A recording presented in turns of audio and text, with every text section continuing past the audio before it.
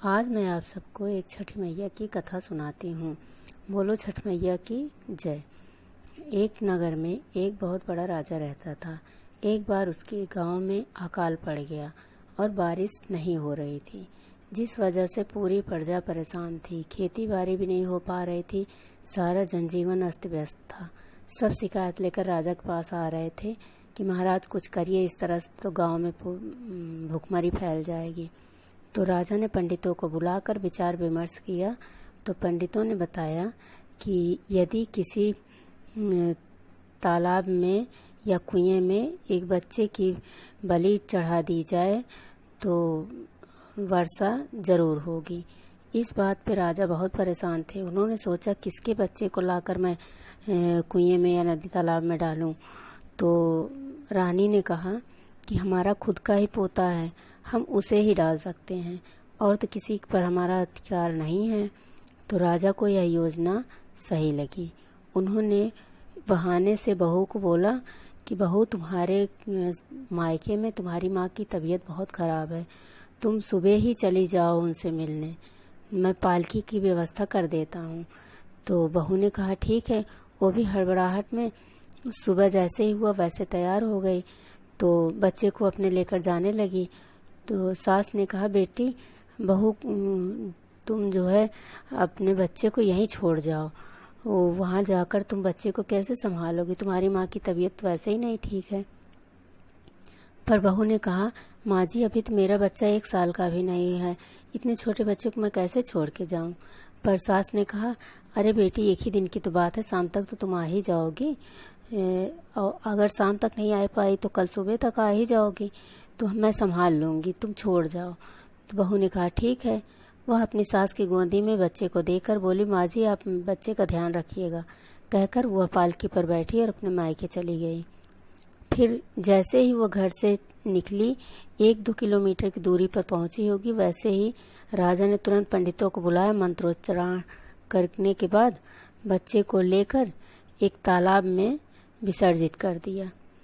और फिर उसके बाद जैसे ही बच्चे को विसर्जित किया, वैसे ही खूब घनघोर घटा छा गई और खूब तेज बारिश हुई। शाम तक खूब बारिश हुई।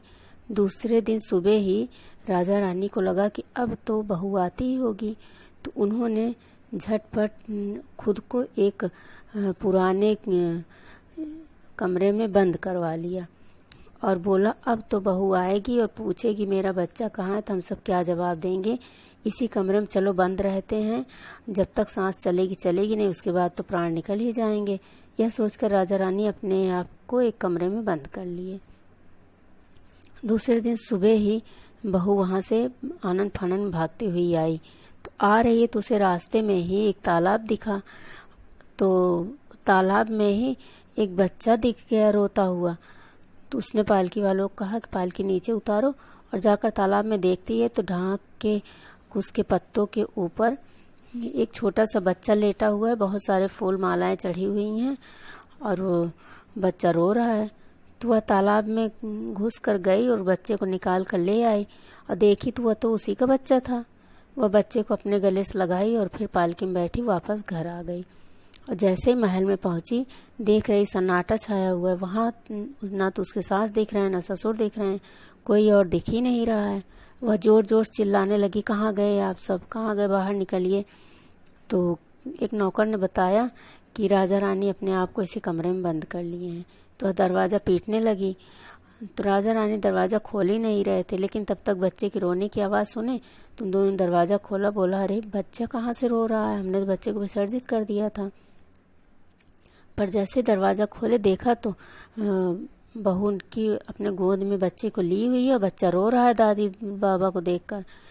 तो दादी ने झट से बच्चे को गोदी में ले लिया और बाबा बोले क्या हुआ बहू। बहू ने कहा मैं आप सबसे बहुत नाराज़ हूँ, आप सबके भरोसे अपने बच्चे को छोड़कर गई थी और वहाँ जैसे ही पहुँची वैसे ही पता लगा माँ तो मेरी ठीक है। तो माँ ने कहा बेटी, ज़रूर तेरे साथ कोई छल हुआ है और कल सुबह छठी का पर्व है, तू घर वापस चली जा, नहीं तो तुझे छठी की पूजा में अपने बच्चे की पीठ पर थाप मारनी होगी, इसलिए तू वापस घर जा। और मैं सुबह होते ही यहाँ चल पड़ी। अभी तक मैं भूखी प्यासी हूँ, मैंने पूजा भी नहीं की और आप सब यहाँ दरवाज़ा बंद करके बैठे हैं। और मेरे बच्चे को आप कहाँ छोड़ दिए थे? वो बेचारा तालाब में डूबते डूबते बचा। मैंने पहुँचती तो वह डूब गया होता। इतना सुनते ही राजा रानी बहू के पैरों में गिर पड़े और लगे रोने, माफ़ी मांगने लगी। बोले, बहू हमें माफ़ कर दो। और फिर सारी बातें बताई।